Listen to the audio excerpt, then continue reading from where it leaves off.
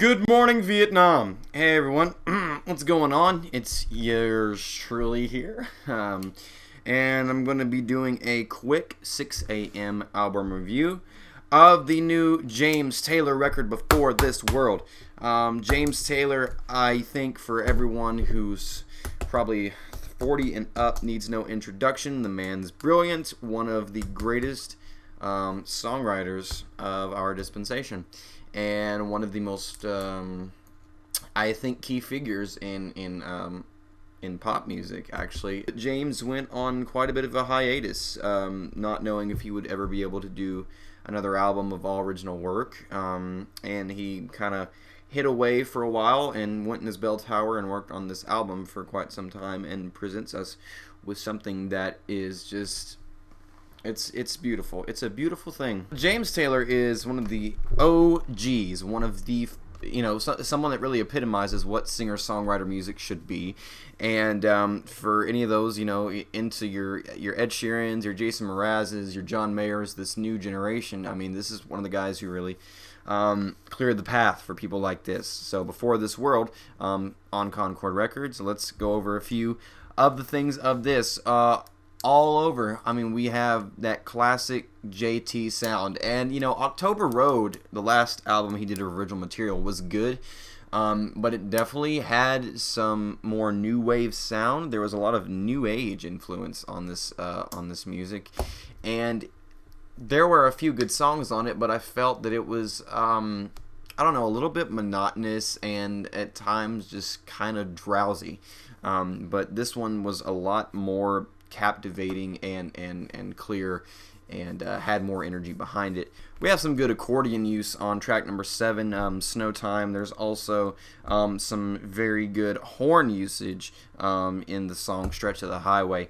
The album kicks off with kind of a guitar and some sort of drop tuning, a little bit of bluesier influence, and James has that a lot on this album as appropriate, because it's a James Taylor album. It's that singer songwriter pop rock music with just heavy blues and a lot of country influences. Very nice cello on track number 2, You and I Again, which is the first song was very good, and I was like, okay, I hope the album doesn't take too much of this bluesy tone. I hope it does get a little bit more intimate and a little bit softer, and it did with track 2 and You and I Again, which is actually one of the nicer ballads on the album. James's voice is beautiful nonetheless, but with the piano on this track, they have a really nice chemistry together. Track number 3, James finally does that self-harmonization that he is so good at. I don't know how he harmonizes with himself this well, and actually listening to the latest James Bay album with his self-harmonization, I think there is a big James Taylor influence in his music as well. But yeah, Angels of Fenway is kind of a fun, unique little song there.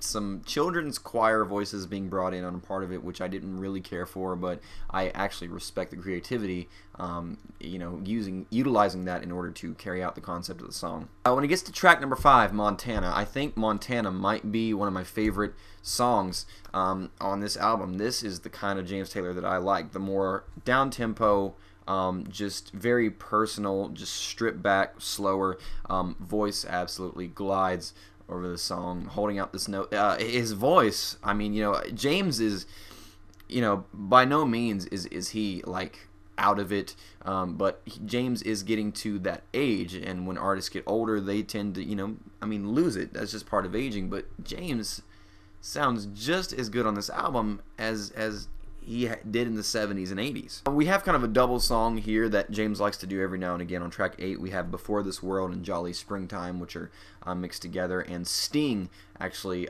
provides a little bit of background and harmonization on the second half of the song. When the second half of the song begins, it kind of goes into, the chords he starts playing to tease the intro of the song. I really thought he was going to go into Shower the People. Same chords, same picking style that he usually does right before Shower the People during his live performances. And then we have a track on here, number 9, Far Afghanistan, which is a little bit more political than the rest of the album.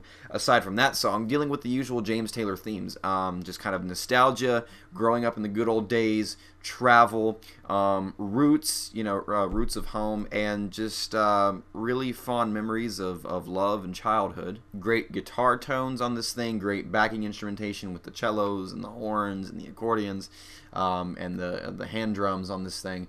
And James' voice, like I said, sounds better than ever. This album, I think just really is that classic JT sound, and I think this is the James Taylor that I fell in love with. Overall, I think James presents us with a nice record, and I think this time off and really working on his craft is really what we needed here. And this album is, just gorgeous, especially for being recorded on. It was recorded in a barn on his property. There's a couple little, tiny issues where his voice, I think, could have been brought out more, because his voice is just so nice and organic, and I think it needs to be heard and prominent over some of the music. But aside from that, it's just lush, and it's pleasant, and it's just a great, fantastic comeback album. Really being able to capture that sound that really put him on the map and made him so distinct. All honesty, I'm feeling a 4.5 out of a 5 on this thing. Track number 9 really being the only song on the album that kind of interfered with the good vibes I was feeling. But man, this is great. I recommend anybody go out and grab it. I know it's available at Walmart. I'm sure it's on iTunes. Just great album. Anything else you guys want me to review, please let me know. Don't forget, Retro Reviews is also today. There should be another nostalgic review posted on the channel. Anything else? I think that is going to do it. So thank you guys for watching.